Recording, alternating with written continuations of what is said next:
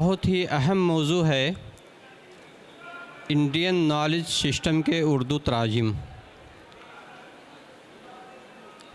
اس میں ہمارے 4 پینلسٹ شامل ہیں۔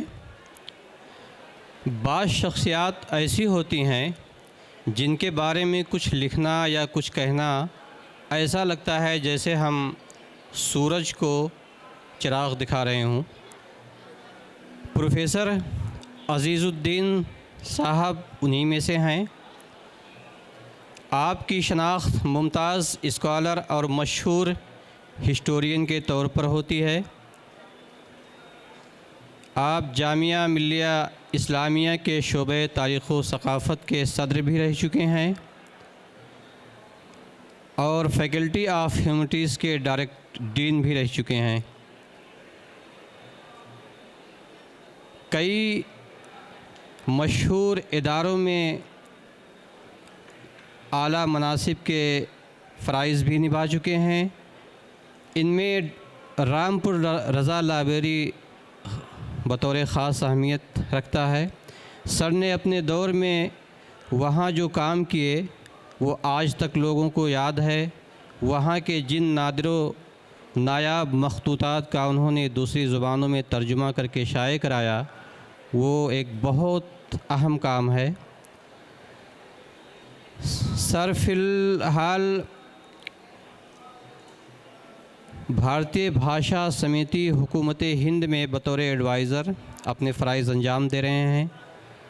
3 درجن سے زائد آپ کی کتابیں منظر عام پر آ چکی ہیں۔ کچھ قابل ذکر کتابوں کے نام تاریخ انگلینڈ، عہد وسطیٰ کا عظیم ہندوستان، صوفی موومنٹ آف راجستھان، شیخ شرف الدین بوعلی قلندر، مولانا آزاد کے مراسلات کا کیلنڈر، ہماری تہذیبی تاریخ، قاضی سید نور اللہ شستری، غم جاویداں وغیرہ۔ ان کا ایک اہم کام ضیاء الدین برنی صاحب کی کتاب کی ایڈیٹنگ اور اس کا انٹروڈکشن ہے۔ یہ سر کا انٹروڈکشن کافی طویل ہے، مجھے جہاں تک یاد ہے کہ شاید 100 صفحات سے زیادہ پر مشتمل ہے، اور اسی انٹروڈکشن کو انگریزی کے بعد ہندی اور اردو ایڈیشن میں بھی شائع کیا تھا۔ سر آپ کا بہت استقبال ہے، آپ سے التماس ہے کہ اسٹیج پہ تشریف لے آئیں۔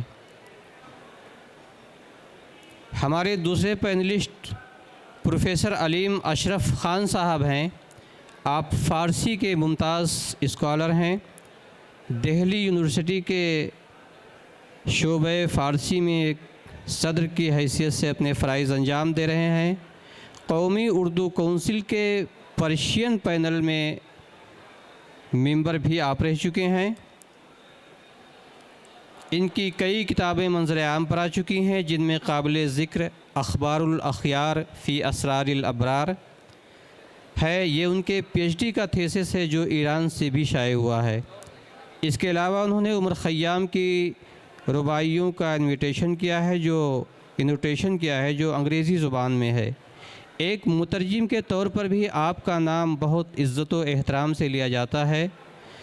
ان کی قومی اردو کونسل سے منتخب التواریخ کے نام سے ترجمہ کی ہوئی ایک کتاب شائع ہو چکی ہے، اور ترجمے ہی کے باب میں ان کی ایک اور کتاب ہے سکینۃ الاولیاء، یہ بھی قومی اردو کونسل سے شائع ہونی ہے، ابھی یہ زیر طبع ہے۔ آج کے پینلسٹ ہمارے تیسرے ہیں ڈاکٹر ارشاد نیازی صاحب، ایک ناقد، استاذ اور مترجم کے طور پر آپ کی شناخت ہے۔ دہلی یونیورسٹی میں کے شعبہ اردو سے منسلک ہیں۔ آپ کی بھی کئی کتابیں منظر عام پر آ چکی ہیں، جن میں موازن انیس و دبیر، مطالعہ، محاسبہ، تقابل۔ دوسری کتاب ہے تفہیم شبلی۔ سر نے کئی کتابوں کا ترجمہ بھی کیا ہے، ابھی سر سے معلوم کرنے پہ معلوم ہوا کہ 14 کتابیں اس بابت ان کی ہیں، جس میں ہتوپدیش، یوگ ریاضت اور یوگ معالجاتی راز، یہ بابا رام دیو کی کتاب تھی۔ راجندر یادو کی منتخب کہانیاں، اس کے علاوہ انہوں نے مولانا آزاد نیشنل اردو یونیورسٹی اور قومی اردو کونسل کی کچھ کتابوں کا بھی ترجمہ کیا ہے۔ سر آپ کا بہت استقبال ہے، گزارش ہے کہ آپ بھی اسٹیج پر تشریف لے آئیں۔ بلایا تو تھا۔ ہمارے چوتھے پینلسٹ ہیں ڈاکٹر رحیل صدیقی صاحب۔ ان کا اصل نام بدیع الزماں ہے۔ میں جب رحیل صدیقی صاحب جب ہماری نظروں کے سامنے ہوتے ہیں تو مجھے نہ جانے کیوں خالد بن سہیل صاحب کا چہرہ یاد آ جاتا ہے۔ وہ ہمارے بہت ہی محسن و مربی ہیں۔ رحیل صاحب دہلی ہی میں رہتے تھے تو بارہا ان کے ہاں کبھی آنا جانا بھی رہتا تھا، لیکن اب وہ بیچارے تلنگانہ میں چلے گئے ہیں۔ آپ کا تعلق مشرقی یو پی سے ہے۔ انہوں نے ایم فل اور P H D J N U سے کیا ہے۔ پی ایچ ڈی کا موضوع ہے آپ کے انتظار حسین کا فکشن۔ قومی اردو کونسل میں بحیثیت پروجیکٹ اسسٹنٹ بھی کام کر چکے ہیں۔ بحیثیت گیسٹ لیکچرر 4 برس جامعہ ملیہ اسلامیہ میں بھی رہ چکے ہیں۔ فی الوقت مولانا آزاد نیشنل اردو یونیورسٹی حیدرآباد میں شعبہ امتحانات میں ریجنل ڈائریکٹر کی حیثیت سے خدمات انجام دے رہے ہیں۔ ان کی کئی کتابیں منظر عام پر آ چکی ہیں، جن میں فاروقی محو گفتگو 2 جلدیں ہیں، یہ انٹرویو کا مجموعہ ہے۔ اس کے علاوہ انتظار حسین کے افسانوں کا تنقیدی مطالعہ، اردو کے شہر اردو کے لوگ بھی قابل ذکر ہیں۔ انہوں نے قومی اردو کونسل کے لیے بھی کچھ کتابیں ایڈٹ کی ہیں، جس میں ارباب نثر اردو اور نمونۂ منصورات شامل ہیں۔ شمس الرحمن فاروقی صاحب کی ایک کتاب ہے اردو کا ابتدائی زمانہ، جس کا انہوں نے ہندی ترجمہ کیا ہے۔ آپ کا استقبال ہے، گزارش ہے کہ آپ بھی اسٹیج پر تشریف لے آئیں۔ اس مذاکرے کی نظامت فرمائیں گے ڈاکٹر ریحان صاحب، نوجوان اسکالر ہیں۔ انہوں نے بی اے اور M A, M Phil, P H D ساری ڈگریاں انہوں نے جامعہ ملیہ اسلامیہ ہی سے حاصل کی ہیں۔ 1 سال فرانس کی یونیورسٹی انالیکو میں بھی درس و تدریس سے منسلک رہے۔ فی الوقت میٹا میں فرانسیسی اردو انگریزی مترجم کے طور پر جانے جاتے ہیں۔ ان کی 2 کتابیں منظر عام پر آ چکی ہیں۔ ایک کتاب فرانسیسی سے اردو میں براہ راست ترجمہ کیا ہے۔ اس کے علاوہ فرانسی افسانے اور مضامین کے تراجم بھی کرتے رہے ہیں۔ ان کے مضامین ہندوستان کے مختلف رسال و جرائد میں تواتر کے ساتھ شائع ہوتے رہے ہیں۔ ریحان صاحب آپ کا استقبال ہے اور گزارش ہے آپ سے کہ اس پروگرام کی کارروائی کو آگے بڑھائیں۔ یہ کام کر رہا ہے کیا یہ؟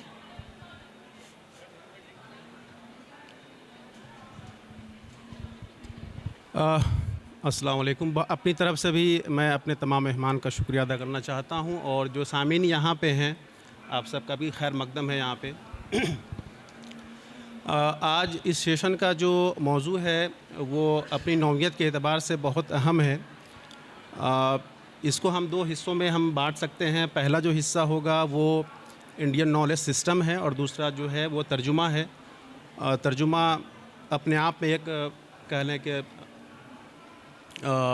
فن ہے اور صنف ہے، اس کے حوالے سے ہم بات کریں گے۔ لیکن جو یہ پہلا حصہ ہے انڈین نالج سسٹم،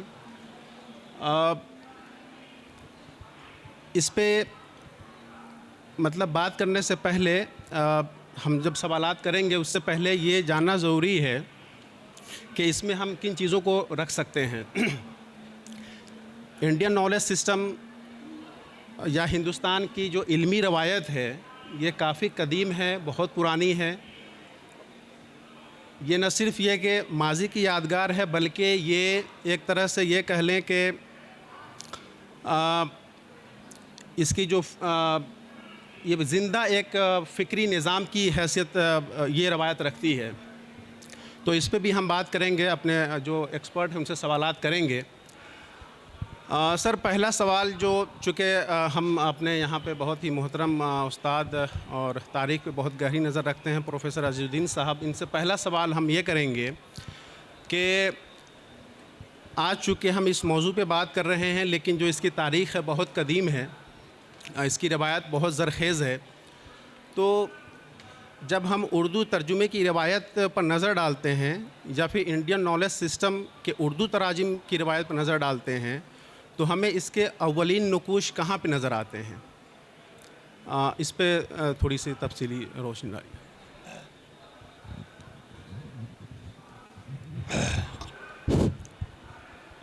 دراصل ترجمے کی جو روایت ہے ہندوستان میں وہ مغل بادشاہ اکبر نے ڈالی، اور جب انہوں نے فتح پور سیکری سیکنڈ کیپٹل بنایا تو اس میں باقاعدہ ایک عمارت بنائی ترجمے کی، دارالترجمہ. اس لیے کہ اکبر کا خیال یہ تھا کہ جب تک ہم انڈک ریلیجنس یا ہندوستان سے متعلق چیزوں کے تراجم اس زبان میں نہ آ جائیں کہ جو ہماری تہذیبی زبان ہے، ہم سمجھ نہیں پائیں گے. تو رامائن، مہابھارت اور بہت سے ماخذ سے یہ بائبل وغیرہ ان کے تراجم ہوئے، لیکن اس میں بھی ان تراجم میں ایک بہت ہی انٹرسٹنگ چیز یہ رہی کہ بدایونی کو، عبدالقادر بدایونی کو اکبر نے رامائن کے ترجمے کا اسائنمنٹ دیا کہ بھئی آپ کو ترجمہ کرنا ہے. اب بدایونی نے لکھا ایک اور کتاب میں کہ پتہ نہیں میں نے کون سی گناہ کیے تھے جو یہ کام میرے ذمہ کر دیا. اور جب وہ ترجمہ مکمل ہو گیا تو بدایونی نے اپنے منشی سے کہا کہ یہ جو گاڈ اینڈ گاڈیسز کے نام ہیں یہ تم اپنے قلم سے لکھو، میں اپنے قلم سے نہیں لکھوں. تو ترجمہ کون کر رہا ہے، اس کی فکر کیا ہے، وہ سوچ کیا رہا ہے، یہ بڑی اہمیت کا حامل ہے. اسی لیے جو اردو میں تراجم ہوئے اس میں فکر بہت انوالوڈ رہی جنہوں نے ترجمہ کیا. جب ڈاکٹر اسلم پرویز صاحب مانو کے وائس چانسلر تھے اور انہوں نے مجھے تاریخ کا پروجیکٹ دیا کہ اس کے آپ وہ لکھوائیے اردو میں SLM، تو انہوں نے کہا کہ ترجمہ کرا لیجیے. میں کہا نہیں، ترجمہ نہیں کرائیں گے، جو لیٹسٹ انفارمیشن ہے ہم اس کی بنیاد پہ SLM تیار کرائیں گے، کیونکہ ترجمے میں آدمی مجبور ہو جاتا ہے نئی بات کہنے کے لیے ریسرچ بھی. تو اردو میں جو تراجم ہوئے وہ بہت سی ایسی کتابوں کے ہوئے جو بعد میں بالکل آبسلیٹ ہو گئی، جیسے ذکاء اللہ کی جو تاریخ ہند ہے یا اور دوسری تراجم ہے، ان کتابوں کی کوئی ویلیو نہیں رہی. لیکن کیونکہ اردو میں ترجمہ تھا لہذا اردو داں طبقہ جو تھا انہی تراجم کو پڑھتا رہا، تو ان کے ہاں پروگریس نہیں ہو پائی اس لیے کہ لیٹسٹ ریسرچ ان کتابوں میں تھی نہیں. جیسے سلطان جہاں بیگم جو بھوپال کی بیگم تھیں، تو انہوں نے کہا کہ وہ تعلیم نسبہ میں بہت کام کیا. انہوں نے ایک بات یہ کہی کہ میل اور فیمیل کے جو برین ہے اس میں فرق ہے، اور وہی ان کی اسپیچز جو سلک شہوار اور چیزوں میں شائع ہوتی رہیں. تو اردو داں طبقے میں یہ سمجھ پیدا ہوئی کہ میل اور فیمیل کے برین میں فرق ہے. لیٹسٹ ریسرچ یہ ہوئی کہ دونوں کے برین میں کوئی فرق نہیں ہے، فیکلٹیز میں کوئی فرق نہیں ہے. اور 11 سینچری AD میں ابن عربی نے جو فتوحات مکیہ لکھی اس میں انہوں نے کہا کہ عرفان کی منزل میں مرد و عورت برابر ہیں، کوئی فرق نہیں ہے. تو جو تراجم ہوئے ان کا ایک بیڈ افیکٹ یہ رہا کہ وہ اسی کو پڑھتے رہے اور اس سے آگے نہیں گئے. جیسے ایک کتابچہ علامہ شبلی نعمانی نے لکھا، اورنگزیب عالمگیر پر ایک نظر. لیٹسٹ ریسرچز کہاں پہنچ گئی تھیں، اور انہوں نے وہی پرانا جو ایک طریقہ تھا اسی کی بنیاد پہ اورنگزیب پہ وہ کتابچہ علیم اشرف صاحب نے پڑھا ہوگا. سر اسی سے سوال سر جواب سر مکمل ہو گیا سر. ہاں ایک سوال جو اس سے متعلق میں ان سے کرنا چاہ رہا تھا، چونکہ ہندوستانی صحائف کا جو ہے وہ جو کہہ لیں کہ بہت قدیم صحائف ہے ہندوستانی، جیسے رامائن مہا بھارت یا پھر بھگوت گیتا وغیرہ جو بھی ہے، تو دراصل یہ دیکھا جائے کہ جو اصل متن ہے، ترجمہ جب ہم اردو میں پڑھتے ہیں تو وہ اصل متن سے کتنا قریب ہے؟ کیا وہ تراجم مخطوطات سے لیے گئے ہیں، یعنی مخطوطات کو سامنے رکھ کے ترجمہ ہوا ہے، یا پھر وہ مطلب پرنٹڈ شکل میں وہ کتابیں ہمارے سامنے موجود تھیں، یعنی کہ مترجم کے سامنے؟ اگر وہ مخطوطات سے ترجمہ تراجم ہوئے ہیں تو مخطوطات سے ترجمہ کرنا کتنا مشکل ہے، کیونکہ مخطوطات کے ساتھ یہ رہتا ہے کہ اس کی قرأت اپنے آپ میں ایک مشکل عمل ہے. تو جن مترجمین نے یہ کہا جاتا ہے کہ بھگوت گیتا کی تقریباً 100 اردو میں تراجم ہوئے، منظوم اور منثور دونوں تراجم موجود ہیں. اسی طریقے سے رامائن کے بھی بہت سارے ترجمے ہوئے ہیں.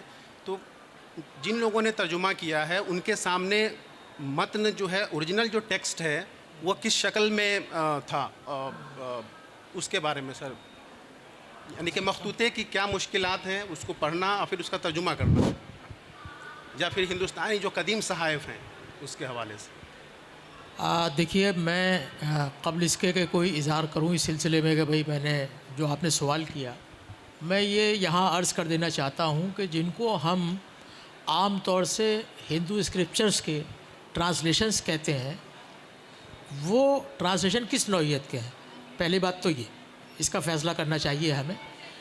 ٹرانسلیشن وہ ایسے ہیں کہ دیکھیے، جو ہمارے سنسکرت اسکالر ہیں وہ ان کے سامنے وہ متن رکھا ہے، چاہے وہ مینوسکرپٹ فارم میں ہو، پرنٹڈ فارم میں ہو، کسی بھی طرح ہو، وہ ان کو دیا گیا، انہوں نے اس کو پڑھا، اور پڑھ کر کے انہوں نے اس کا خلاصہ، جسٹ اس کا جو ہے وہ ایک عام زبان میں، ایسی زبان میں جس زبان کو مترجم بھی جانتا ہے اور وہ صاحب پنڈت جی جو ہیں ہمارے وہ بھی جانتے ہیں، تو انہوں نے اپنی بات کہی. مترجم نے ان کی بات کا جو خلاصہ ہے، جسٹ ہے، وہ اپنے الفاظ میں، دیکھیے میں جو بتا رہا ہوں یہ ابھی بالکل انیشیل اسٹیج کی بات بتا رہا ہوں، بالکل ابتدائی دور میں. زیادہ تر تراجم ہمارے یہاں جو ہیں وہ سنسکرت سے فارسی میں ہوئے ہیں. اردو تو بہت بعد کی چیز ہے، اردو تو بہت بعد میں آئی. پہلے جتنے بھی تراجم ہمارے ہوئے ہیں وہ سنسکرت سے فارسی میں ہوئے، چاہے وہ بھگوت گیتا ہو، رامائن ہو، مہا بھارت ہو. خود بدایوں نے جو ترجمے کیے، ابھی ڈاکٹر صاحب نے بھی اس کا ذکر کیا. رامائن کا ترجمہ کیا انہوں نے، اس کا نام رکھا خرد افزا، عقل کو بڑھانے والا. انہوں نے مہا بھارت کا ترجمہ کیا، اس کا نام رکھا رزم نامہ، یعنی ایک جنگی واقعہ. اس طرح سے تو مفہوم یہ ہے کہ اس کا جو تراجم ہوئے ہیں اور جو ان کے عناوین دیے گئے ہیں، اسی سے بات کلیئر ہو جاتی ہے کیا چیز ہے یہ. ایک بات. دوسری بات یہ ہے کہ اس کی آج تک کوئی اسٹڈی نہیں ہو سکی ہے کہ وہ جو ترجمے ہم نے کیے ہیں سنسکرت سے فارسی میں، وہ کس حد تک ہم کامیاب ہوئے ان تراجم کو کرنے میں. اس کی کبھی آج تک کوئی ایویلیویشن نہیں ہوا ہے، اس لیے کہ ہمارے پاس بہت کم لوگ ایسے ہیں جو سنسکرت بھی جانتے ہوں، فارسی بھی جانتے ہوں. اگر فارسی جانتے ہیں تو سنسکرت نہیں جانتے، سنسکرت جانتے ہو تو فارسی نہیں جانتے. تو جو مترجم نے کام کیا ہے اس کا ایویلیویشن آج تک ہوا ہی نہیں.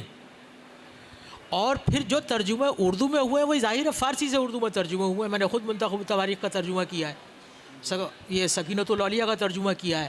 تو فارسی جانتا ہوں اور اردو میری مادری زبان ہے، اس لیے میں نے اس کو ترجمہ کر لیا. لیکن وہ جو ترجمہ کرنے والا ہے، جس نے سب سے پہلے اکبر کے زمانے میں، جس کو ڈاکٹر صاحب نے بھی ذکر کیا، دارالترجمہ بنایا اس نے فتح پور سیکری میں، اور زیادہ تر تراجم فارسی کے جو ہوئے ہیں اکبر کے زمانے میں سب وہیں پہ ہوئے ہیں.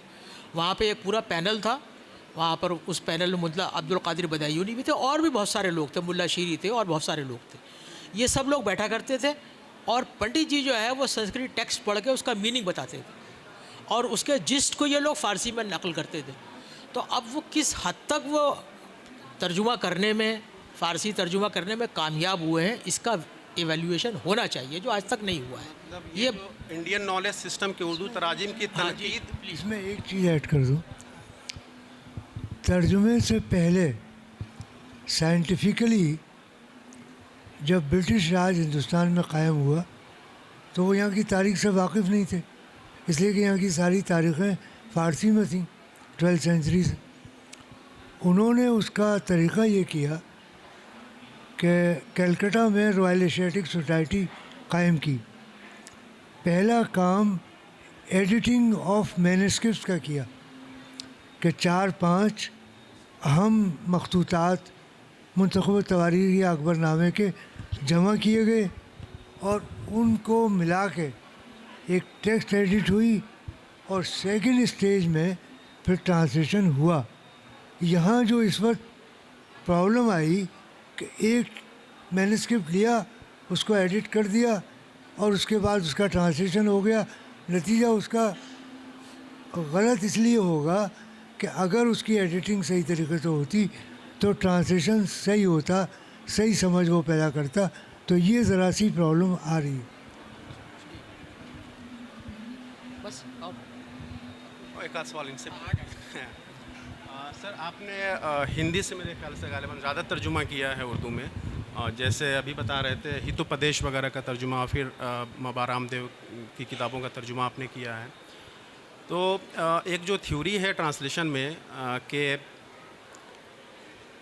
ان ٹرانسلیٹیبلٹی کا جو نظریہ ہے، کسی زبان سے دوسری زبان میں ترجمہ کرنے کے جو اپنے مشکلات ہیں یا پھر ترجمہ کرنے کے لیے جو مشکلیں پیش آتی ہیں، تو یہ ان ٹرانسلیٹیبلٹی کا نظریہ ہندوستانی زبان سے، خاص طور سے آپ ہندی لے لیں یا سنسکرت تو خیر رکھ سکتے ہیں، لیکن ہندی سے میں زیادہ بات کرنا چاہ رہا ہوں کہ ہندی سے جب ہم اردو میں ترجمہ کرتے ہیں تو یہ ان ٹرانسلیٹیبلٹی کا نظریہ کہاں تک درست ہے؟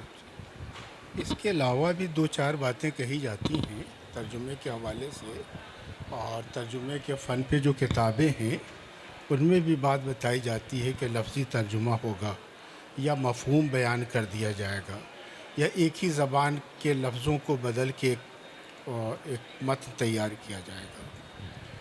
میرا خیال ہے کہ میں اکثر کہتا ہوں، لوگ ہنستے ہیں اور ہنسنا صحیح بھی ہے، کہ میں اردو پڑھاتا ہوں، میں اردو کا مزدور ہوں، میں اردو کی مزدوری کرتا ہوں۔ وہی حال میرا ترجمے کے حوالے سے بھی ہے۔ بے مقصد کوئی ترجمہ نہیں کیا اور بغیر ضرورت کے کام نہیں کیا، ٹھیک ہے۔ جہاں تک ترجمے کا تعلق ہے، میں یہ سمجھتا ہوں کہ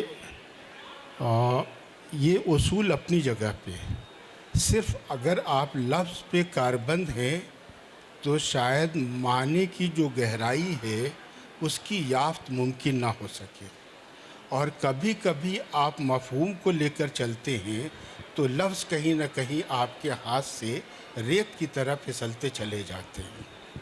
میرا ماننا یہ ہے ترجمے میں کہ سب سے پہلے لفظ کا انکشاف ہونا یا لفظ کا کھلنا آپ کے سامنے ضروری ہے۔ جب تک لفظ آپ کے سامنے نہیں کھلتا ہے، وہ جو معنی کی دیوی کہیں چھپا کے بیٹھی رہتی ہے، وہ احساس کے شعور کے ساتھ باہر نہیں آتی ہے، اور جب تک وہ باہر نہیں آتی ہے ترجمے کا حق ادا نہیں ہو سکتا ہے۔ تو اس طرح سے دیکھتا ہوں ترجمے کرنا۔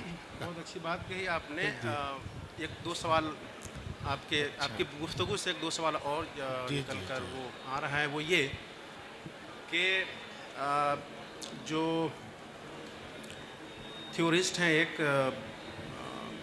روب جیکوبسن جو نام ہے ان کا، اچھا، رومن جیکوبسن، انہوں نے ایک تھیوری دی ہے کہ تراجم کے 3 اقسام ہو سکتے ہیں، ایک انٹرالنگول، دوسرا جو ہے انٹرلنگول، اور تیسرا جو ہے انٹرسیمیوٹک۔ جو اس کا جو پہلا نظریہ ہے انٹرالنگول، یعنی کہ ایک زبان کے متن کو اسی زبان میں دوسرے الفاظ میں یا دوسرے طریقے سے بیان کر دینا، یہ انٹرالنگول۔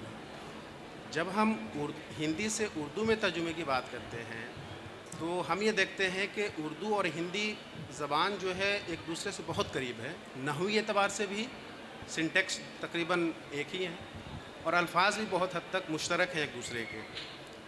تو جو اس کی تھیوری ہے، مثال کے طور پہ اگر میں یہ کہوں کہ میں کھانا کھا رہا ہوں اردو میں، یا ہندی میں بولوں کہ میں کھانا کھا رہا ہوں، اس کو ہندی میں ایسے ہی بولوں گا، میں کھانا کھا رہا ہوں.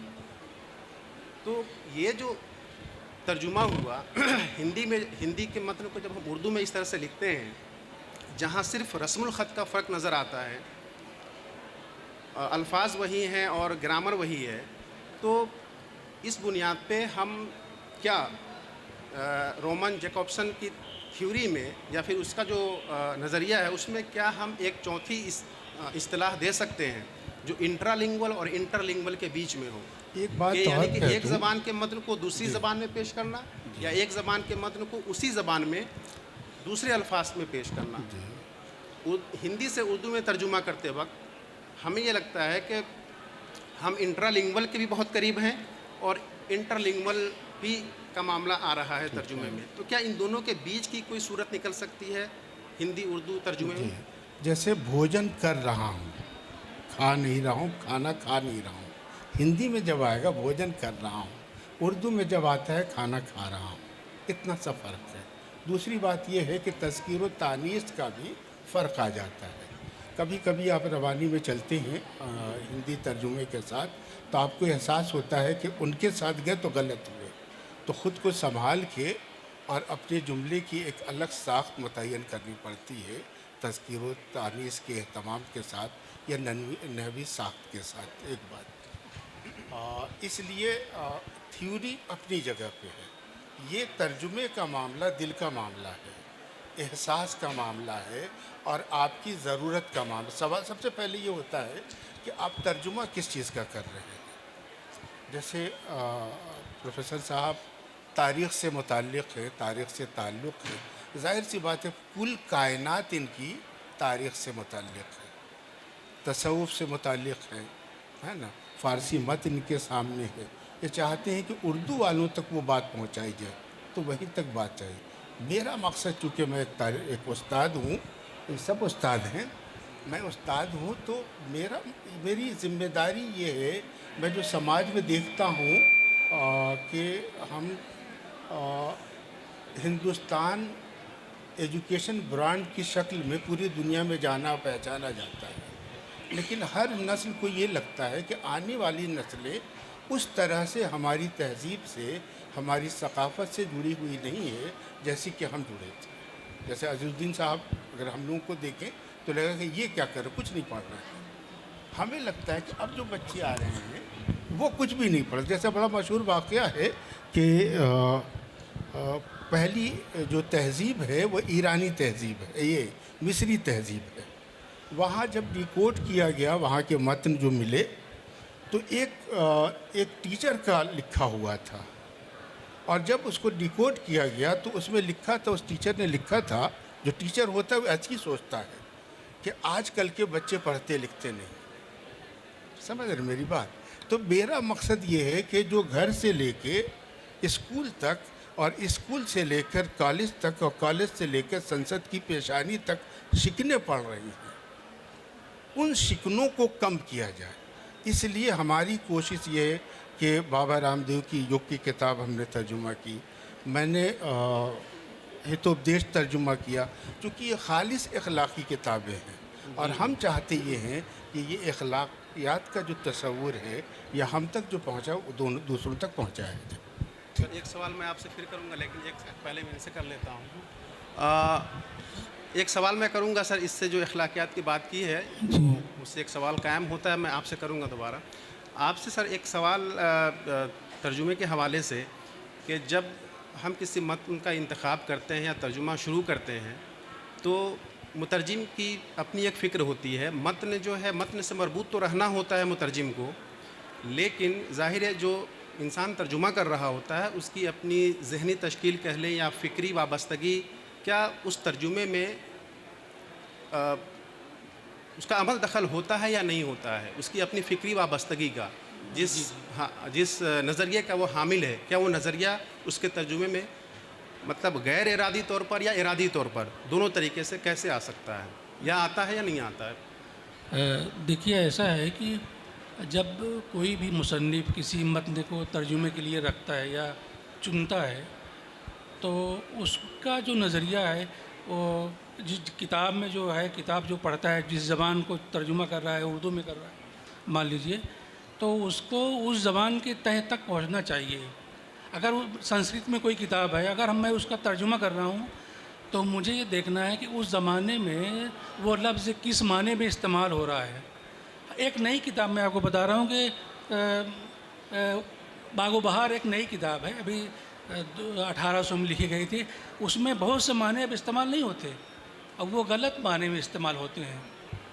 جیسے کہ ایک لفظ ہے اس میں بہت سے، میں یہاں بیان نہیں کر سکتا، کہ باغ و بہار میں ایسے لفظ ہیں جو اس زمانے میں اچھے معنی میں استعمال ہوتے تھے، اب وہ صحیح نہیں استعمال ہو رہے ہیں. تو 200 سال میں زبان میں بدل گئی. تو ہم رشید حسن صاحب نے جب اس کو ایڈٹ کیا تو انہوں نے لکھا کہ اس زمانے میں یہ لفظ اس لیے استعمال ہوتا تھا. اب جیسے کہ ارشاست ہے، کونسل نے چھاپا بھی ہے اس کو، تو ارشاست کب لکھی گئی تھی؟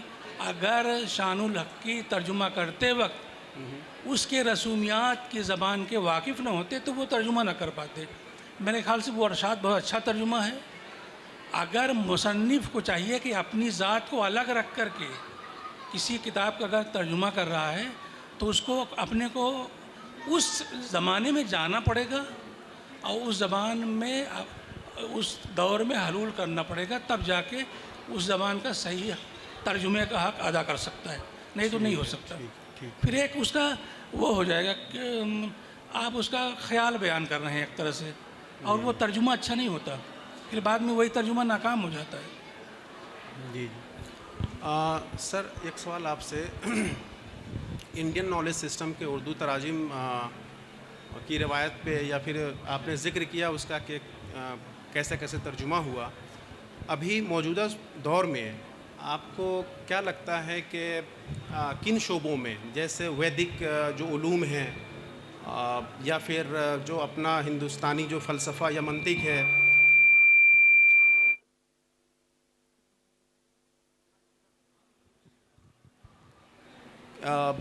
منطق ہو گیا، فلسفہ ہو گیا، ویدک علوم ہو گئے، یا پھر جو یہاں ہندوستانی علمی روایت کی جو فلکیات کا جو یہاں پورا ہے اپنا نظام، تو کس شعبے میں زیادہ کام کرنے کی ضرورت ہے، یا اگر پہلے ہوا ہے تو کس شعبے میں زیادہ کام ہوا ہے؟ ہندوستانی صحائف پہ زیادہ کام ہوا ہے، یعنی کہ اس کے ترجمے کا زیادہ کام ہوا ہے، یا پھر اور بھی جیسے فلسفہ منطق وغیرہ کی جو کتابیں ہیں، یا پھر ریاضی اور فلکیات کی جو کتابیں ہیں جو ہندوستان جس کا تعلق ہندوستانی کہہ لیں کہ تہذیب سے، ہندوستانی ملک سے، ہندوستان سے، تو کس شعبے میں زیادہ کام ہوا ہے؟ اور ابھی آج کے دور میں جو پورا منظرنامہ ہے ہندوستان کا، اس کو سامنے رکھ کر ہم کس گوشے پہ زیادہ کام کر سکتے ہیں ترجمے کے لیے؟ دیکھیے، دنیا نے جو ترقی کی ہے، ایک طبقے نے کام کیا، انہوں نے کتابیں لکھی، دوسرے طبقے نے اس کا ٹرانسلیشن کر کے اس سے اپنی نالج کو بڑھایا.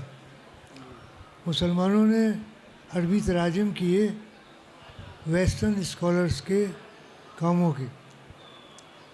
پھر عربی میں جو کام ہوا، ابن سینا یا ابن رشد یا اور جو بہت بڑے بڑے اسکالرس اور سائنٹسٹ تھے، اس کا ترجمہ انہوں نے یورپین لینگویجز میں کیا. لیکن اردو میں وہ اسپرٹ یا وہ جذبہ اتنا کار فرما نظر نہیں آتا، اس لیے کہ یہ پورے سینیریو میں دو چیزوں کی ضرورت ہے. ایک تو وہ لوگ ہوں جو دو لینگویجز پہ کمانڈ رکھتے ہوں، دوسری چیز اسٹیٹ کی پوری سپورٹ رہنی چاہیے، کیونکہ یہ کام اتنے آسان نہیں ہے، اس میں فائنینشیل سپورٹ کی بہت ضرورت ہے. ابن سینا نے ابن الشفا میں لکھا ہے کہ علم کے احیاء کے لیے دولت چاہیے اور دولت کے مینجمنٹ کے لیے علم چاہیے. تو اس طریقے سے جو تراجم ہوئے، انہوں نے ایک نئی راہ دی، اور چاہے وہ انڈک ریلیجنس ہوں یا سائنسز ہوں یا کوئی بھی سبجیکٹس ہوں، ان لوگوں نے کام کیا اور بہت لگن کے ساتھ کام کیا. لیکن اردو میں وہ کام زیادہ نہیں آ پائے، اور اس کی وجہ یہ ہے کہ اس طرف ان کا رجحان نہیں تھا، کیونکہ جس طریقے سے سائنٹیفک مزاج یا سائنٹیفک ریسرچز کا مذاق فارسی کے کچھ شعراء اور اردو کے کچھ شعراء نے اڑایا، اس سے یہ وہ نہیں بن سکا ماحول کہ ان کتابوں کے، جیسے تفضل حسین خان نے نیوٹن کی کتاب کا ترجمہ کیا، ابھی سائنٹیفک بیس بک تھی، اس پہ ان کو کافر ڈکلیئر کر دیا گیا۔ تو جب آپ کے سماج میں ایسے عناصر ہوں کہ جو اس سائنٹیفک سمجھ کو اگر کوئی ٹرانسمٹ کر رہا ہے، اسی کو آپ نے کافر کر دیا۔ یہ جسٹس کرامت حسین تھے، انہوں نے فیمیل ایجوکیشن کے پروموشن کی بات کی، ان کے مخالف ہو گئے۔ تو یہ جب چیزیں ہمارے معاشرے کی سمجھ کا حصہ نہیں ہوں گی تو اس زمانے میں اب دارا شکوہ نے تراجم کیے، اور تمام جو سنسکرت کے جاننے والے تھے اس پہ اسی پیریڈ میں علماء نے فتوی الحاد دے دیا۔ تو اورنگزیب نے مولوی محمد یعقوب کو بلایا، جو بہت بڑے اس زمانے کے اسکالر تھے، اور وہ فتوی الحاد ان کے سامنے رکھ دیا۔ انہوں نے پڑھ لیا، پڑھ کے واپس کر دیا اورنگزیب کو۔ تو انہوں نے کہا کہ اورنگزیب نے کہ اس پہ آپ دستخط کر دیجئے، تو انہوں نے انکار کر دیا۔ انہوں نے کہا کیوں دستخط نہیں کر رہے؟ کہ مجھے دارا شکوہ کے الحاد کا علم نہیں ہے، ان علماء کو ہوگا جنہوں نے فتوی الحاد پہ دستخط کیے۔ تو اگر کوئی بھی شخص ایسا کام کرتا ہے اور سماج اس کے لیے نہیں تیار، تو چاہے وہ فارسی ہو یا اردو ہو، اس میں لوگوں کو انکریجمنٹ نہیں ملے گا کہ وہ تراجم کریں تاکہ وہ اس مصیبت میں نہ پھنس سکیں۔ وہ سوچیں گے اور کسی سبجیکٹ میں کام کرو، کیوں ان تمام سائنسز یا دوسرے علوم یا دوسرے ریلیجن کے ہم تراجم کریں۔ یہ اسپرٹ میں نے صوفیہ میں دیکھی کہ صوفیہ جہاں جہاں گئے انہوں نے وہاں کی جو لوکل لینگویج تھے، بنگال گئے اس کو سیکھا، اور جو صوفی بیسک بکس تھیں اس کا ترجمہ بنگالی میں کیا۔ جب صوفیہ دکن گئے تو انہوں نے ان بیسک اسکرپچرز کا، ان بیسک کتابوں کا ترجمہ دکنی میں کیا۔ اس سے سمجھ آگے بڑھی۔ لیکن ناردرن انڈیا میں دیکھتا ہوں، چاہے خواجہ معین الدین چشتی ہوں یا قطب الدین بختیار کاکی ہوں یا حضرت نظام الدین اولیاء ہوں، ان کے ہاں مجھے وہ چیز نہیں نظر آتی کہ انہوں نے اس لوکل لینگویج کو اڈاپٹ کر کے کچھ ایسی کتابیں ترجمہ کرائی ہوں یا لکھی ہوں جس سے وہ سمجھ پیدا ہو سکے۔ تو ترجمے کے لیے یہ تمام چیزیں بہت اہم ہیں اور ضروری ہیں۔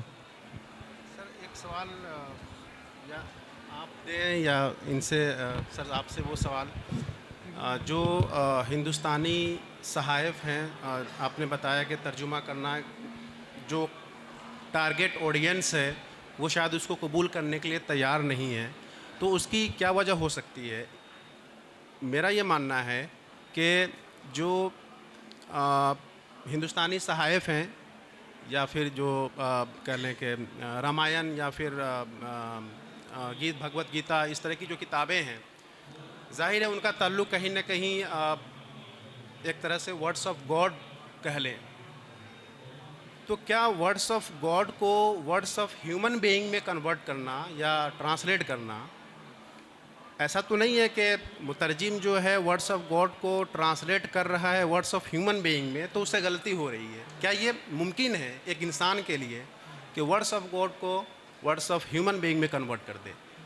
وہ کیا چھوٹ جائے گی چیز، یا کیا مسنگ رہ جائے گا ٹرانسلیشن میں؟ اس پہ سر، یا دونوں میں سے آپ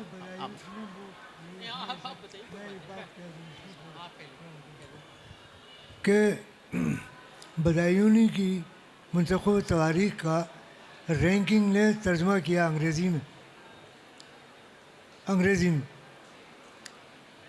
تو اس کے انٹروڈکشن میں رینکنگ نے لکھا کہ میں نے اشعار کو چھوڑ دیا کیونکہ ان اشعار کا ترجمہ کرنا میرے بس کی بات نہیں تھی، کیونکہ ان اشعار کو اس لیول پہ جا کے مجھے سمجھنا چاہیے کہ جس لیول پہ جا کے اس شاعر نے وہ شعر کہا ہے، اور میں دوسری زبان میں اس کا ترجمہ نہیں کر سکتا.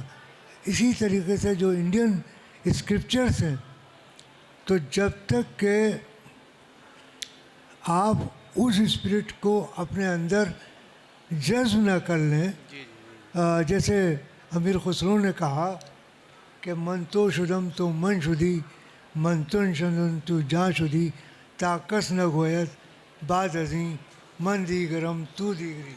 تو جب تک کہ یہ منزل مترجم کے ہاں نہ پیدا ہو جائے، وہ ترجمے کے ساتھ انصاف نہیں کر سکے.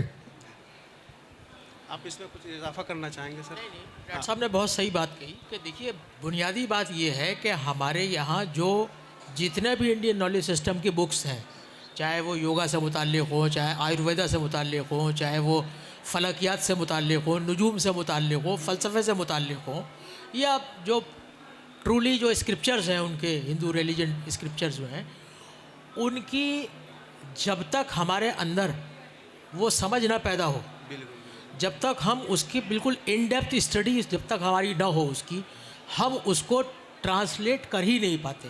ہم اس کا ایکویولنٹ دے سکتے ہیں دوسری زبان میں، مناسب ایک لفظ لکھ دیا آپ نے، لیکن اس کو سمجھ کر کے جو ہمارا ترجمہ ہو سکتا ہے کچھ اور ہوتا. لیکن ہم تو صرف یہ ہے کہ بھئی یہاں پہ ادویتواد کا جو ایک معادل ہو سکتا ہے وہ ہم نے دے دیا، تصوف کا ایک ٹرم ہے اس کو ہم نے وہاں استعمال کر لیا. لیکن ان دونوں میں جو بنیادی فرق ہے اس کے بارے میں نہ تو ہم جانتے ہیں اور نہ ہم نے پریکٹیکلی وہ آسپیکٹ دیکھا ہوا ہے. تو ہم اس کا ترجمہ کرنے کے لیے ریزنیبل آدمی نہیں ہیں. کر دیں گے ہم ترجمہ ہم کر ضرور دیں گے، لیکن ہم چاہیں گے سب کچھ وہی ہو جائے، ایسا نہیں ہو سکتا. یہ بہت مشکل کام ہے، بہت مشکل کام. اسی سے ایک سوال سر جو اب رہ گیا تھا، وہ کڑی مل رہی ہے. ایک سوال آپ سے، ترجمے کے کیا مراحل ہو سکتے ہیں؟ جو ابھی بات چل رہی تھی اسی سے متعلق ساری چیز آ جائے گی اس میں، کہ ہم کسی متن کا انتخاب کیوں کرتے ہیں، یا جب کرتے ہیں تو ہمارا جو ٹارگیٹ آڈینس ہے، یا پھر جو جس ٹارگیٹ لینگویج میں ہم کرنا چاہ رہے ہیں، تو ہماری نظر میں متن زیادہ اہمیت کا حامل ہے، یا پھر ہم جس کے لیے ترجمہ کر رہے ہیں وہ زیادہ اہمیت کا حامل ہے؟ یا پھر متن کا انتخاب صحیح نہیں ہوگا اور اس کا ترجمہ صحیح نہیں ہوگا، آڈینس تو بعد میں آئے گی. ایک بات. دوسری بات، یہ جو بات کہی جا رہی ہے کہ ہم ہندو جیسے رامائن ہے، مہا بھارت ہے، وغیرہ وغیرہ کتابیں ہیں، جب تک ہم رامائن کے مقصد کو نہ سمجھیں گے، جب تک ہم رام جی کی شخصیت کو نہیں سمجھیں گے، ٹھیک ہے، جب تک ان کی قربانیوں کو نہیں جانیں گے، جب تک ہم آج کے زمانے میں رامائن کی زیادہ ضرورت ہے. گھر بکھر رہے ہیں، رشتے ٹوٹ رہے ہیں، بھائی الگ الگ ہو رہے ہیں. ایک طرف رام ہیں جو کیکئی سے کیا ہوا وعدہ نبھا رہے ہیں، لکشمن کو ساتھ لے کے 14 سال بنواس کاٹ رہے ہیں. بھرت بھائی کی محبت میں کرسی پہ نہیں بیٹھ رہے ہیں. بتائیے نا، اب کون سا مشکل کام ہے کہ بالکل آپ گھس کے ہی دیکھیے گا. میں نے کتاب کا ترجمہ کیا ہے اور کر رہا ہوں. ہمارے ہاں وہ لڑکے بیٹھے رہتے سنسکرت کے، ادھر ادھر ہے نا. کچھ ہمارے دوست یار دیکھ کے مجھ پہ ہنستے ہیں کہ کہاں جاتے ہو ان کے پاس. ایک سنسکرت کے دوست تھے میرے، بول ارشاد بھی ہم سے پوچھا، میں نے تم سے پوچھنا ہی نہیں مجھے. تو ان سے میں شلوک پڑھوا لیتا ہوں. اب کچھ تو ایسی صورت ہو گئی ہے کہ دیکھ کے بھاگنے لگتے کہ سر شلوک پڑھوائیں گے اور پھر معنی پوچھیں گے. پھر ان کو سمجھاتا ہوں نہیں، جو بتاؤ گے ہم کر لیں گے. تو میرا کہنا یہ ہے کہ جو اخلاقی تعلیم ہے اس میں رامائن میں، جو رشتوں کی پاسداری ہے رامائن، ضرورت ہے اس وقت کی. اور سب سے بڑی ضرورت ہے. اور میں چاہتا ہوں کہ شمس ہیں میرے دوست، میں بول اس لیے رہا بہت زیادہ کہ جب بات کرتے ہو کہتے ہیں مجھ سے یہ کہ دیکھ میرے علاوہ تمہیں کوئی نہیں بلائے گا، اس لیے چپ ہو کے بات کر رہا ہوں. ٹھیک ہے؟ چلیے تو سر انہوں نے ابھی کہا کہ آج کے دور میں ان صحائف کے تراجم کی ضرورت ہے، اشد ضرورت ہے ایک طرح سے. تو اس کی عملی پیش قدمی کیا ہو سکتی ہے؟ کن اداروں کو جو ہے نا آگے آنا چاہیے، یا پھر قومی کونسل جو NCPL جو ہے اس میں کیا مطلب پیش قدمی کر سکتا ہے، یا پھر ابھی جو موجودہ دور میں کیا کام وہاں پہ ہو رہا ہے اس پہ جو ہے کچھ آپ بتانا چاہیے؟ دیکھیے اس طرح کے جو ہمارے یہاں متن ہیں پرانے، ان کے تراجم تو بہت ہوئے ہیں، لیکن ایک دور ہوتا ہے لوگ ترجمہ کرتے ہیں. کیوں کرتے ہیں؟ اس کی وجہ یہ کہ ہم ایک دوسرے کے کلچر کو، ایک دوسرے کی تہذیب ثقافت کو جاننا چاہتے ہیں. اور دوسری بات، جب ہم کسی چیز کو دوسرے کے ذریعے سے پڑھتے ہیں تو اس کی بات دوسری ہوتی ہے. جب ہم خود اس زبان کے حوالے سے پڑھتے ہیں اس کی بات دوسری ہوتی ہے. مثال کے طور سے کہ کالی داس کی بہت سے ڈرامے ان کے ترجمے ہوئے، ہندی میں بھی ہوئے ہیں اور اردو میں بھی ہوئے ہیں، عرفان صدیقی وغیرہ نے کیے ہیں، لیکن وہ اس کے شعر کا ترجمہ نہیں کر پائے، اس کا مفہوم واضح کیا ہے. شعر کا ترجمہ نہیں کیا، کسی نے نہیں کیا اور کر بھی نہیں سکتے. ابھی ایک شاعر جیسے غالب ہے، غالب کوئی شعر آپ ترجمہ کر دیے، نہیں کر پائیں گے آپ. ہاں، باضابطہ تھیوری پہ جانسن نے ایک نظریہ قائم کیا تھا کہ ہم شعر کا ترجمہ کر ہی نہیں سکتے، امپاسبل ہے، وہ کر ہی نہیں سکتے ہیں. تو اس طرح سے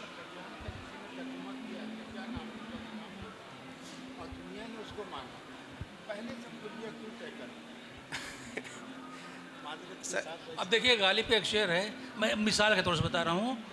گنجے ناشگفتہ کو دور سے مجھے مت دکھا کہ یوں، بوسے کو پوچھتا ہوں منہ سے بتایا مجھے کیوں. اس طرح کا شعر ہے. تو آپ بتائیے اس میں 4 معنی ہیں، آپ کون سا معنی آپ ترجمہ کریں گے؟ محبوب جو ہے تو کلی دکھا رہا ہے. دوسرا معنی ہے کہ محبوب منہ سے کلی بنا کے دکھا رہا ہے. تیسرا معنی یہ ہے کہ محبوب خود بوسہ دینے کو کہہ رہا ہے. اس طرح کے 4 معنی اس میں آتے ہیں. تو آپ جب ترجمہ کرنے والے یا چاروں کو لکھے وہ، تو شعر کا ترجمہ ویسے شعر نہیں کر سکتا، اس کا مفہوم واضح کر دے گا. اس لیے کہا کہ ترجمہ جو ہے، چونکہ ترجمے میں جو شاعری ہے یا پھر اصل متن جو ہے اس میں صرف یہ ہے کہ لفظ نہیں ہے، بلکہ لفظ کی اپنی ایک آواز بھی ہے، اور صوتی جو آہنگ ہے، خوبصورتی ہے، اس کو ہم ترجمہ نہیں کر سکتے. جیسے چاہے وہ ہندی ہو، سنسکرت ہو یا پھر اردو ہو، ہر زبان کی اپنی ایک کل خوبی ہے، اس کی ہر لفظ کی اپنی ایک آواز، ایک تاریخ ہے، ہر لفظ کی ایک تہذیب بھی ہوتی ہے. تو ظاہر ہے لفظ کا صرف ایک معنی ہے جو آپ ترجمہ کر لیں گے، اس کو آپ کنورٹ کر سکتے ہیں، لیکن جو اس کی صوتی خوبصورتی ہے یا پھر تہذیبی جو لگاؤ ہے، کنوٹیشن ہے، اس کو آپ کیسے نہیں کر سکتے. اس کی شعریات جو ہے. ایک سوال یہاں پہ یہ میرا ہے سر، آپ دیں تو زیادہ بہتر رہے گا کہ اگر کوئی متن کا ظاہر ایک معنی ہوتا ہے اور اس کا ایک اسلوب ہوتا ہے. اگر اسلوب متن کے معنی پہ حاوی ہو جائے، اسلوب جو ہے، اسٹائل جو ہے متن کا، اس کے معنی پہ حاوی ہو جائے، تو پھر ترجمہ یا مترجم جو ہے ترجمہ کرتے وقت اس اسلوب کو دوسری زبان میں کیسے برتے؟ بہت اچھا سوال کیا. اور ترجمے کی کتابوں، جو فن پہ کتابیں ہیں، اس میں یہ بات نہیں ملتی. کبھی کبھی متن ہی آپ کا اسلوب طے کرتا ہے. جی، ہے نا. لفظ بتاتے ہیں کہ لفظ کے بدلے کون سے، اگر کوئی پرشکوہ الفاظ لفظ ہے، پروقار لفظ ہے، تو خود بخود ذہن آپ کا اس طرف کھنچتا چلا جائے گا کہ اس کے شایان شان لفظ ہے. جہاں آپ نے چھوٹا بڑا کیا یا بہت چھوٹے لفظوں کو ساتھ لے کے آئے، تو اگر آپ ایماندار ہیں یا آپ کو تھوڑی سی بھی سمجھ ہے، تو آپ کا دل کرے گا نہیں، یہ بات بنی ہی نہیں. تو میں کہ جیسا اسلوب ہوتا ہے متن کا، مترجم خود بخود اس میں ڈھلتا چلا جاتا ہے. اسی لیے میں کہہ رہا ہوں کہ لفظ کھلتے نہیں ہیں، اور جب تک لفظ کھلیں گے نہیں، معنی کی دیوی آپ کے سامنے برآمد نہیں ہوگی. اور جب تک وہ برآمد نہیں ہوگی، احساس کے ساتھ لپٹ کے کوئی زاویہ نہیں بنائے گی. تو سب سے پہلے آپ کو دیکھنا ہے، اس کے لیے چاہیے آپ کے پاس لفظوں کا بڑا ذخیرہ ہو، آپ کی ریاضت ہو، آپ کی نظر ہو، اور اس کے علاوہ آپ کسی نہ کسی سے مشورے کرتے رہیں. جہاں اگر سے میں سنسکرت متن کو لے کے ترجمہ کر رہا ہوں تو ظاہر سی بات ہے میرے آس پاس سنسکرت کے لوگ ہوں. اگر تاریخ کی کتاب کا ترجمہ کر رہا ہوں تو جو تاریخ داں ہیں ان سے بات کروں گا. تصوف پہ کر رہا ہوں ترجمہ تو اس بات کا خیال رکھنا ہے، ٹھیک ہے. لیکن ترجمے، اچھا یہ سب تمام گہرائیوں کے باوجود آج کیا ہو رہا ہے، مشینی ترجمے کیے جا رہے ہیں، سارے مشینی ترجمے. اور اتفاق دیکھتا ہوں جیسے ہم جیسے لوگ جو لوگ تھوڑے بہت ترجمے کرتے ہیں وہ دیکھتے کے ساتھ سمجھ جاتے ہیں اس میں احساس نہیں ہے. وہی ہاتھ سے کھانا اور چمچ سے کھانے والا فرق ہے نا. وہ احساس ہمیں نظر آ جاتا ہے. ہو سکتا ہے بہتوں کو نظر نہیں آتا ہو، نہ آئے کوئی بات نہیں، لیکن جیسے ہی میرے سامنے آپ کوئی ترجمہ لے کے آتے ہیں مجھے لگتا ہے اس میں کہیں احساس نہیں ہے، ترجمہ ہے. اور خاص طور سے جو ہندوستانی صحائف ہے، کیا آپ کو لگتا ہے کہ جو اے آئی کا یہ دور، اے آئی کا دور ہے، مشین ٹرانسلیشن کا دور ہے، تو جو دھارمک یا پھر ہندوستانی صحائف کے اندر کی جو حساسیت ہے اس کو ایک انسان زیادہ اچھے طریقے سے پڑھ کر اس کا ترجمہ کر سکتا ہے یا ترجمے برقرار رکھ سکتا ہے، یا مشین جو اس کو کہاں تک سمجھ سکتی ہے؟ ہم ان صحائف کی اتنا ہلکا نہیں سمجھتے، وہ ہمارے بہت بلندی سے بلندی پہ میں سمجھتا ہوں، ٹھیک ہے نا. اس کے لیے صرف ترجمہ کافی نہیں ہے، لفظوں سے لفظوں کو بدل دینا میرے خیال میں کافی نہیں. اس لیے جو لوگ اگر اس طرح کی کوشش کرتے ہیں اور نادانی کرتے ہیں تو انہیں ہاتھ کھینچ لینا چاہیے، یہ میں ضروری سمجھتا ہوں. بالکل. میں اپنا ایک تجربہ بتاؤں آپ کو. جب میں نے تاریخ فیروز شاہی ضیاء الدین برنی کا ہندی ترجمہ کرایا تو اس میں 3 لوگوں کا انتخاب کیا. پروفیسر رحمان مصور صاحب ہندی ڈپارٹمنٹ، پروفیسر عراق رضا زئی صاحب پرشین ڈپارٹمنٹ، اور professor R P Bhaguna from history department. تب وہ ہندی کا ترجمہ صحیح ہو سکا. تو اس طریقے سے اگر ترجمہ جیسے آپ نے ابھی فرمایا، کیونکہ اس میں وہ تمام لوگ شامل ہونے چاہیے جن کا وہ اسپیشلائزیشن ہے. ابھی ڈاکٹر صاحب چونکہ لفظ کی بات کر رہے تھے اور لفظ کے لیے مناسب متبادل لفظ کی بات کر رہے تھے، تو میں ایک چھوٹی سی ایک مثال دینا چاہتا ہوں کہ جو ہمارے کلچر سے بہت میل کھاتی ہے. اور وہ ایک ایران کا ترجمہ، کسی نے ایرانی ٹیکسٹ کا ترجمہ اردو میں کیا. اس میں یہ لکھا ہوا تھا، کسی لیڈی کا نام تھا ان حرافِ است، یہ لکھا تھا انہوں نے. اب وہ انہوں نے سوچا یہ کہ بھئی ہمارے یہاں بھی حرافہ ہوتا ہے تو یہ وہی حرافہ ہے فارسی والی. انہوں نے وہی ترجمہ اس کا کر دیا کہ یہ عورت بڑی حرافہ ہے. اب ہمارے یہاں حرافہ ہمارے کلچر میں تو بڑا نگیٹیو شیڈ ہے اس کا. ایران میں پازیٹیو ہے، جو ٹاکیٹیو ہوتی ہے، جو بات چیت زیادہ کرتی ہے اس کو حرافہ بولتے ہیں وہ. تو ان کا کلچر الگ ہے، ہمارا کلچر الگ ہے. اس کلچر کا فرق سے بھی، تفاوت سے بھی جو ہے نا ترجمے میں بڑی پریشانیاں پیدا ہوتی ہیں، بہت پریشانیاں ہوتی ہیں.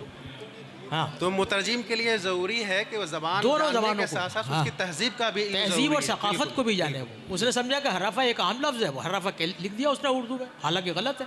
حرافہ تو بہت نیگیٹو ہے ہمارے یہاں، ہمارے کلچر میں. یہ تو 2 ملک کی بات ہے. ایک ہندوستان میں 2 ریاست ہے، ایک حیدرآباد ہے، ایک ہم دلی میں ہے یا کہیں بھی ہوں. جیسے زیارت کرنا، آج میں عزیز صاحب سے کی زیارت کے لیے گیا تھا، اچھا ہوا آپ کی زیارت ہو گئی. یا بزرگان دین کے لیے، نظام الدین اولیاء کی زیارت کے لیے گیا تھا. یہی بات اگرچہ حیدرآباد میں کہہ دیں گے کہ آپ کی زیارت کے لیے آیا تھا، تو مرنے کے بعد جو سوم کا فاتحہ ہوتا ہے نا، اس کو زیارت کہتے ہیں.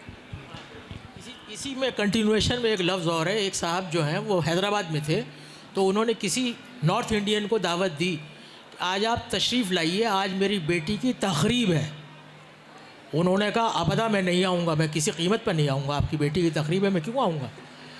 وہ کہہ رہے تھے تقریب، ان کا تلفظ ان کا ایسا ہے کہ وہ تقریب کو تقریب بولتے ہیں، تو انہوں نے بول دیا. لیکن یہ ہے کہ جو ادھر شمالی ہندوستان کا رہنے والا ہے وہ تقریب کا معنی تقریب ہی جانتا ہے. تو اب اس طرح کی چیزیں بہت سی نیگیٹو لفظ چیزیں کی آتی ہیں بات ہو ترجمے رہی ہے، الفاظ کی بات ہو رہی ہے، تو ایک دو الفاظ جو ہیں جو آپ ہندوستانی صحائف سے آپ نکال سکتے ہیں، جیسے موکش یا پھر دھرما، کرما، اس طرح کے جو الفاظ ہیں جو ظاہر ہے بہت ہی کلچرلی روٹیڈ یا پھر مذہبی اس طرح کے جو الفاظ ہیں، اردو میں کیا ان الفاظ کے جو ہیں ایکویولنٹ ہیں؟ اگر ہیں تو وہ کس حد تک جو ہے نا اس پورے معنی کو جو ہے نا ادا کرنے میں کامیاب ہیں، یا پھر یہ کہ ہم تنگ دامنی کا جو ہے ہم اقرار کر لیں، کیا ہے؟ اس کے لیے اردو میں بھی لفظ ہیں، اور ویدوں کا ترجمہ پہلے فارسی میں ہوا ہے، سر جانتے ہیں، پھر اس کے بعد اردو میں ڈھالا گیا وہ، لیکن اس کے لیے اردو میں لفظ ہیں، لیکن جب آپ اس کو پڑھیں گے تو یہ نہیں لگے گا کہ یہ اردو ہے، یہ وید ہے۔ جی جی قرآن شریف کا ترجمہ سنسکرت میں کیا گیا، اوپر سے قرآن شریف ہٹا دیجئے تو آپ کو نہیں لگے گا یہ قرآن ہے، وہاں بھی وید سے ایشور ہٹا کے اللہ کیا گیا ہے، اس طرح کے ترجمے ہیں۔ ترجمہ نگار اپنی جو تہذیب ہے، اپنا زمانہ ہے، اس میں وہ ترجمہ کر رہا ہے، تو وہ چیزیں اس میں ڈال دیتا ہے، لیکن کتابیں چونکہ نظریاتی طور سے ہم ترجمہ کر رہے ہیں زیادہ تر، تو وہ چیزیں اس میں آتی ہیں، ایسی بات نہیں کوئی سب چیز زمین پر، سب چیز ہوئی آسمان سے کچھ اتری نہیں ہے۔ ایک مثال میں دینا چاہتا ہوں، حالانکہ نئے زمانے کی چیز ہے۔ حیدرآباد میں ایک شاعر تھے مخدوم محی الدین، وہ ایک زمانے میں انڈر گراؤنڈ تھے، تو کسی نے بتایا کہ ایک فارسی لیڈی سے کہ ایک سجاد ظہیر کہاں ہے، کہاں انڈر گراؤنڈ، تو اس نے خبر چھاپی، کہا کہ او سجاد ظہیر زیر زمین است، تو زیر زمین است فارسی میں، تو لوگوں نے کہا کہ یہ زمین کے نیچے چلے گئے۔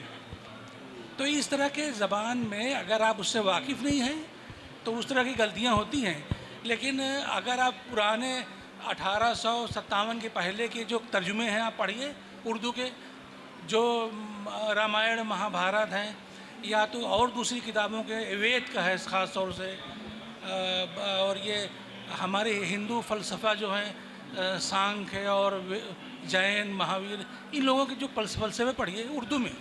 سر اردو میں ایک چیز عام طور پہ میں دیکھتا ہوں، یا پھر جو تراجم ہوتے ہیں، اصطلاح سازی کا جو کام ہے وہ بہت منظم نہیں ہے، مطلب انفرادی طور پہ اگر لوگ کر رہے ہیں تو کر رہے ہیں، لیکن منظم طریقے سے باضابطہ کوئی ادارہ ہو جو اصطلاح سازی کے لیے ایک طرح سے ڈیڈیکیٹڈ ہو، یہ نہیں۔ دوسری چیز یہ کہ اردو میں ترجمہ کرتے وقت، فارسی ہو، عربی ہو یا ہندی ہو، ترجمہ کرتے وقت اردو میں عام طور سے اردو میں ہوتا کیا ہے کہ ہم لفظ کو ہو بہو لے لیتے ہیں، جی جی جی، جیسا انگریزی میں ہے ویسا لے لیا، جیسا فارسی میں ہے ویسا لے لیا۔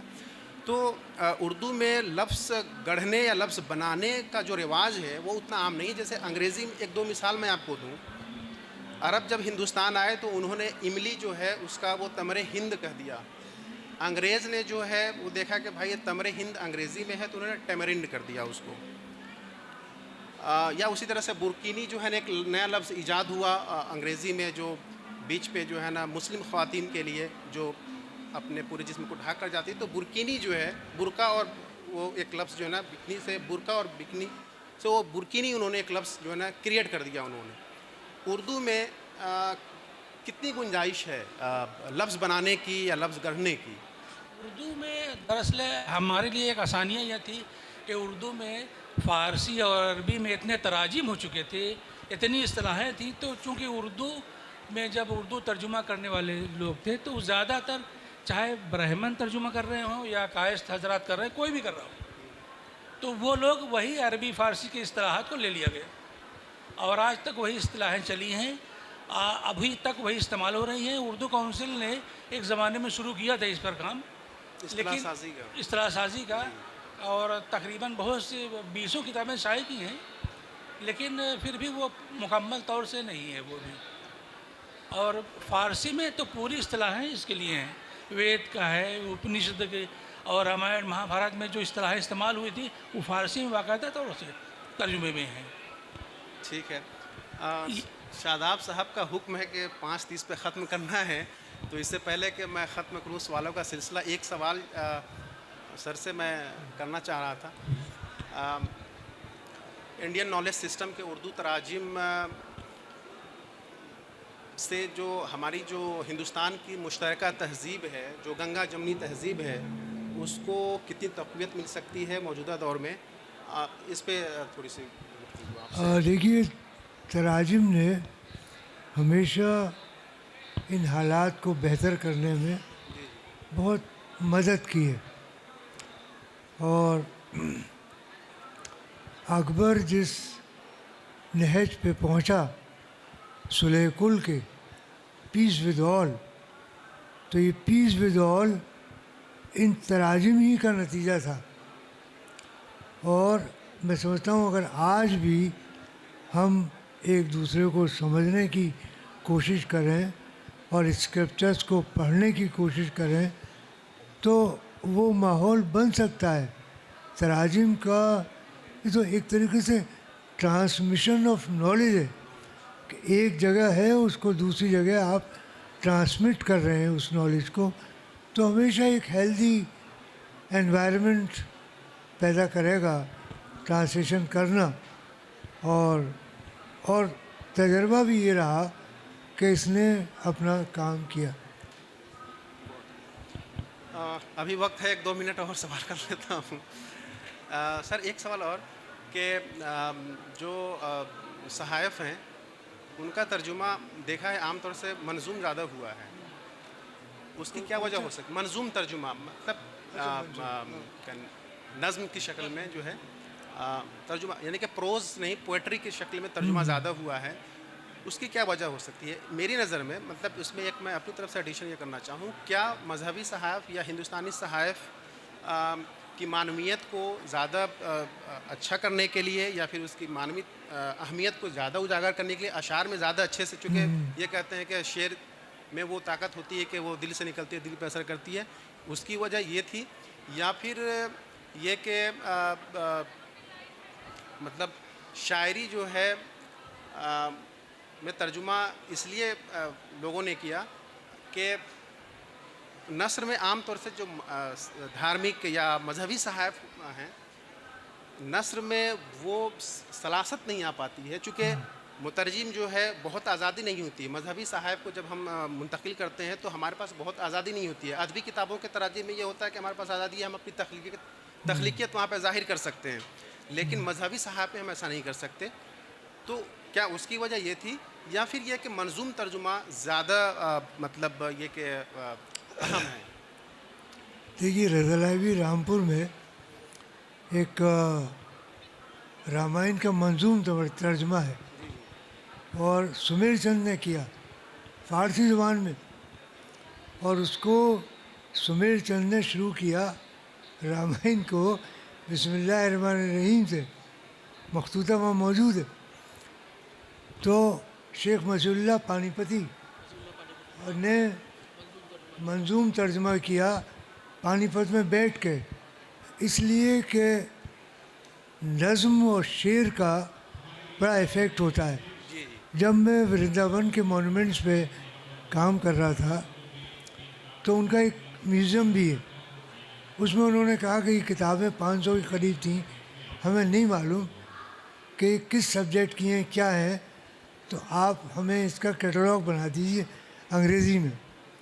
تو میں پھر ایک دفعہ 1 ہفتے کے بعد گیا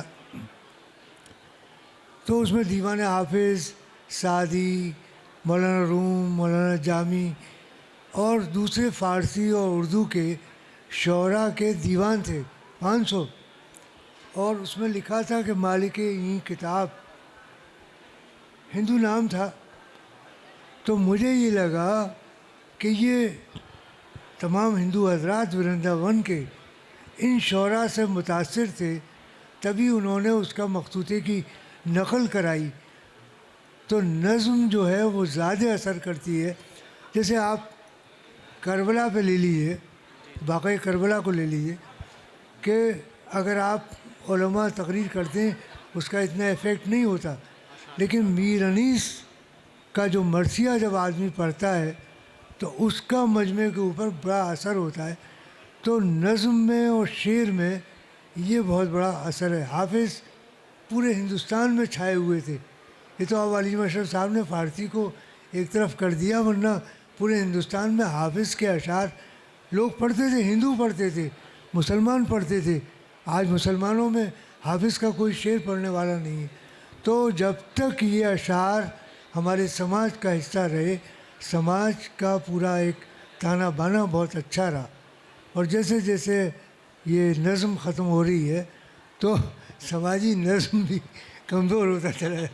तो इसको दोबारा मजबूत करने के लिए इसको मुनज़्ज़म करने की ज़रूरत है। बहुत शुक्रिया। बहुत बहुत शुक्रिया सर, आप तमाम लोगों का, तमाम हमारे उस्ताद।